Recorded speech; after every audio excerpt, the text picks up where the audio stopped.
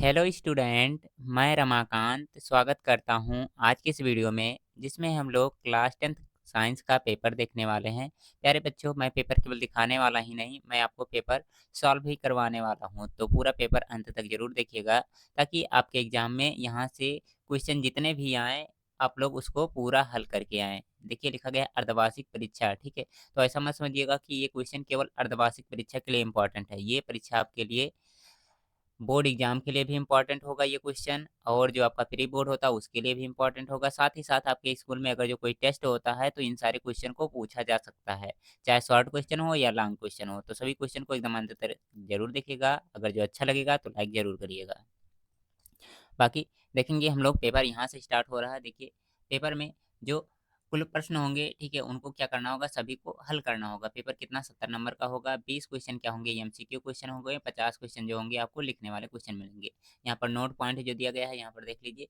जो आपका पेपर क्या होगा, खंड आ और बा में क्या होगा, विभाजित होगा। इसमें आ वाले में क्या होगा, बहुविकल्पीय प्रश्न, और बा वाले में कितना हो जाएगा, वर्णनात्मक मतलब लिखने वाले प्रश्न मिलेंगे। अब प्रत्येक जो खंड होंगे इसमें क्या का, खा और गा में विभाजित होगा, ठीक है। मतलब साइंस में क्या होता है, फिजिक्स केमिस्ट्री बायोलॉजी होता है, तो इनको क्या का, खा, गा, गा में विभाजित कर दिया गया है। उसके बाद में कहा जा रहा है बहुविकल्पीय जो प्रश्न होगा इसको क्या करना होगा, ओएमआर शीट पे करना होगा। बाकी जो वर्णनात्मक प्रश्न होंगे इसको क्या करना होगा, उत्तर पुस्तिका पर देना होगा। तो यहाँ से हमारा पहला खंड स्टार्ट हो रहा है आ, और इसमें उपखंड जो है का स्टार्ट हो रहा है, ठीक है। इसमें क्या देखने को मिलेंगे आपको, बहुविकल्पीय प्रश्न, ठीक है। तो देखिए पहला क्वेश्चन, और अगर जो आपको आ रहा है तो आंसर बताइए, नहीं आ रहा तो कोई दिक्कत नहीं है, हम लोग बहुत अच्छे तरीके से क्वेश्चन को सॉल्व करने वाले हैं। देखेंगे इसमें पहला क्वेश्चन क्या पूछा जा रहा है और बताएंगे इसका क्या आंसर होगा। मैं देख लूँ एकदम अच्छे तरीके से दिख रहा है, हाँ सब कुछ क्लियर है, कोई दिक्कत नहीं है।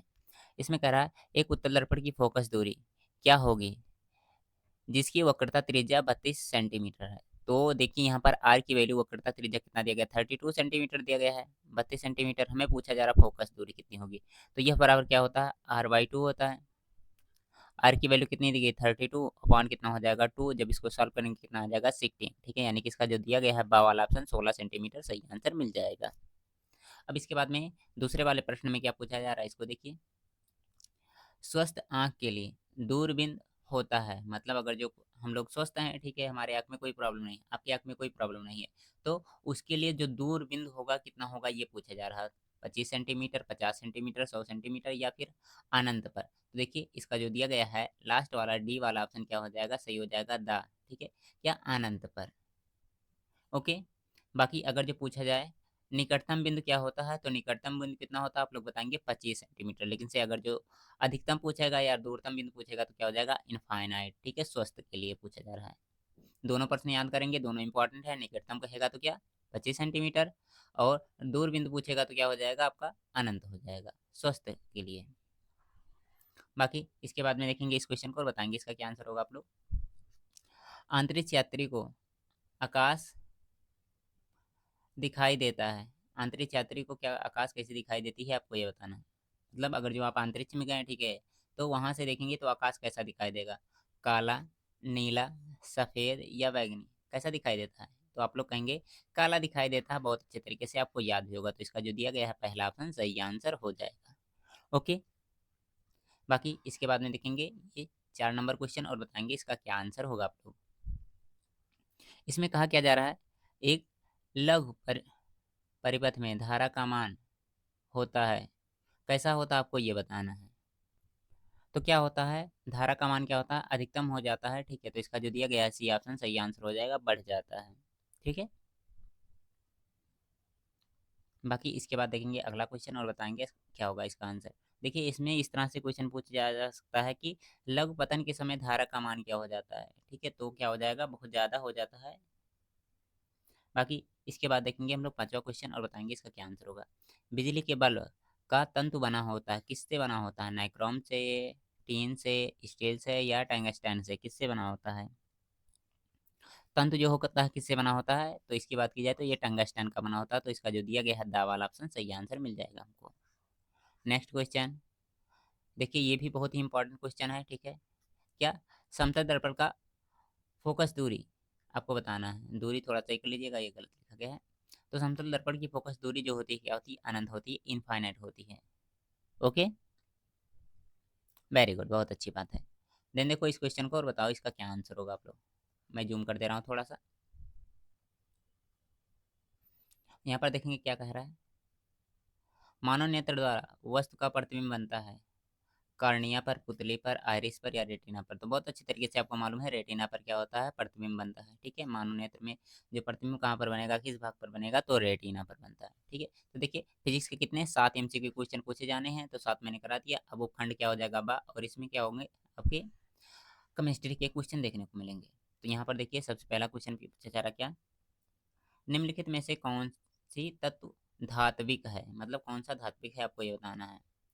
PLI HE या यस। ठीक है, फास्फोरस हो गया ये, सल्फर, लिथियम और हीलियम। तो क्या हो जाएगा, लिथियम क्या है, धातु है। ठीक है, तो इसका जो दिया गया है बा वाला ऑप्शन सही आंसर हो जाएगा।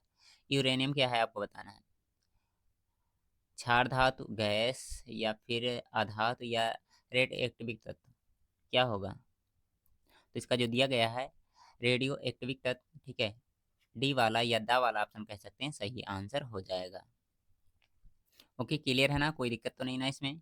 अब इसके बाद में देखेंगे 10 नंबर क्वेश्चन और बताएंगे इसका क्या आंसर होगा। इसमें क्या पूछा जा रहा है, सल्फर डाइऑक्साइड का जलीय विलयन होता है, मतलब कैसा होता है आपको ये बताना है। सल्फर डाइऑक्साइड का जो जलीय विलयन होगा वो कैसा होगा। आपके ऑप्शन में क्या क्या दिए गए हैं, अम्लीय, क्षारीय, उसके बाद में उदासीन और उभयधर्मी। तो बहुत अच्छे तरीके से आपको मालूम होगा कि जो सल्फर होता है इसका जलीय विलयन क्या होता है, अम्लीय होता है। तो इसका जो दिया गया है पहला ऑप्शन हम लोग का सही आंसर मिल जाएगा। ठीक है, कोई दिक्कत इसमें नहीं होना चाहिए। बाकी देखिए क्षार का पीएच मान क्या होता है, ये तो बच्चों वाला क्वेश्चन है, बताने की जरूरत नहीं है। क्षार का पीएच जो मान होगा कितना होगा, 7 से अधिक होगा। तो इसका जो दिया गया है डी ऑप्शन या फिर द ऑप्शन कह सकते हैं, सही आंसर हो जाएगा। बाकी इसके बाद में देखेंगे 12 नंबर क्वेश्चन और बताएंगे इसका क्या आंसर होगा। क्षारक के साथ हल्दी का रंग होता है, क्षारक जो होते हैं इनके साथ हल्दी का रंग किस तरह से होगा, तो ये होता है भूरा लाल। ठीक है, तो इसका जो दिया गया है सी वाला ऑप्शन या सा ऑप्शन कह सकते हैं, सही आंसर हो जाएगा। आगे बढ़ते हैं, देखिए जल्दी जल्दी से मैं क्वेश्चन करा दे रहा हूँ, आप लोग एकदम अच्छे तरीके से इसको याद कर लीजिएगा। 25 डिग्री सेंटीग्रेड पर जल के आयनिक गुणनफल होते हैं, कितने होते हैं, तो देखेंगे 10 की घात में 14, 10 की घात में 12, 10 की घात में -14। ठीक है, जो दिया गया है बी वाला ऑप्शन या बा वाला ऑप्शन कहते हैं, क्या हो जाएगा, इसका सही आंसर हो जाएगा। ये देखिए फिर से इंपॉर्टेंट क्वेश्चन आप लोग के लिए। पितरस का निर्माण होता है कहाँ पर होता है, ठीक है, पितरस का निर्माण तो होता है यकृत में, लेकिन कलेक्ट कहाँ होता है, इकट्ठा जो होता है पित्ताशय में होता है। ठीक है, तो इसका कौन सा सही आंसर होगा, हमें पूछा जा रहा है निर्माण कहाँ होता है, तो निर्माण होगा पित्ताशय में। तो इसका बी वाला ऑप्शन या फिर कह सकते हैं बा ऑप्शन सही आंसर हो जाएगा। बाकी अगर जो पूछा जाएगा कहाँ इकट्ठा होता है, तो क्या करेंगे आप लोग बताएंगे पित्ताशय में। ठीक है ना, कोई दिक्कत इसमें नहीं होनी चाहिए आपको। बाकी इसके बाद बढ़ेंगे अगले क्वेश्चन की तरफ। देखिए पित्ताशय सबसे पहले दिएगा क्योंकि पित्त यहाँ पे लिखा गया पित्त, तो जानेंगे बच्चे सेम सेम यही होगा। तो जो लोग नहीं पढ़े रहेंगे आ वाले ऑप्शन पर मार देंगे, लेकिन बिल्कुल ये गलत हो जाएगा। यहाँ पर देखो इस क्वेश्चन को और बताओ इसका क्या आंसर होगा। द्वारकोशिकाएं पाई जाती हैं कहाँ पाई जाती हैं, तो रंध्रों में पाई जाती हैं, बताने की जरूरत नहीं, याद होगा आप लोग को, क्योंकि ये सारे क्वेश्चन इंपॉर्टेंट हैं। ठीक है, एक ही बार में आप लोग पहले से पढ़े होंगे, ये सारी चीज़ें याद होंगी। याद नहीं है तो याद कर लीजिएगा, बाकी याद है तो बहुत अच्छी बात है आप लोग के लिए। नेक्स्ट क्वेश्चन देखिए, जूम कर दूं मैं थोड़ा सा आप लोग के लिए, 1 मिनट रुकेंगे। हाँ जूम तो हो गया थोड़ा सा। इसमें क्या पूछ रहा है एक बार देखेंगे। प्रचलित रूप से ऊर्जा ग्रह कहलाता है, ऊर्जा ग्रह मतलब किसे कहेंगे आप लोग, ऊर्जा का घर कहते हैं, सिक्का कहते हैं, पावर हाउस किसे कहते हैं, किसे कहते हैं, सब क्या होता है, माइक्रोकांडिया होता है। तो इसका जो दिया गया है लास्ट वाला ऑप्शन सही आंसर हो जाएगा।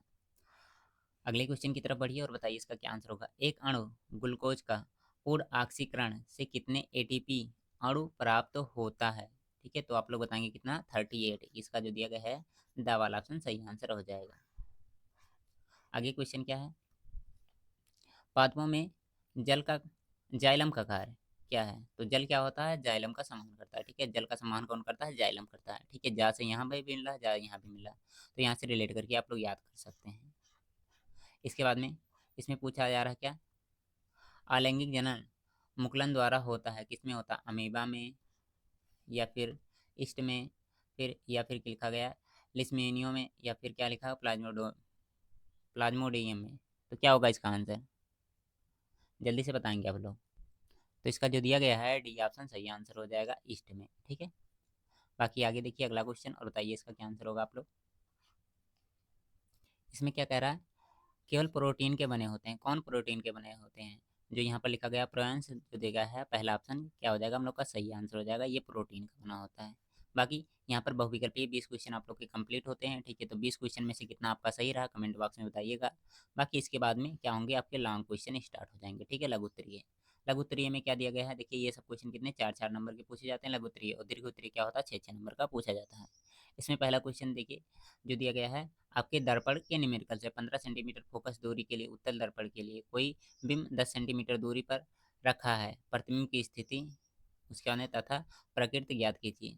इसके बाद में दूसरा वाला क्वेश्चन क्या है, कांच के प्रिज्म द्वारा श्वेत प्रकाश का विक्षेपण स्पष्ट कीजिए, ठीक है, ये दूसरा है। अब इसके बाद में तीसरा वाला क्वेश्चन क्या है, इसमें पूछा जा रहा है प्रकाश का परावर्तन क्या है, परावर्तन के नियम का उल्लेख कीजिए। देखिए ये सारे के सारे जितने भी क्वेश्चन है सब आपके लिए इंपॉर्टेंट हैं, चाहे क्वार्टरली हो, हाफ ईयरली हो, या फिर एनुअल एग्जाम हो, ठीक है, या फिर कह सकते हैं बोर्ड एग्जाम और प्री बोर्ड, सब के लिए ये इंपॉर्टेंट है क्वेश्चन।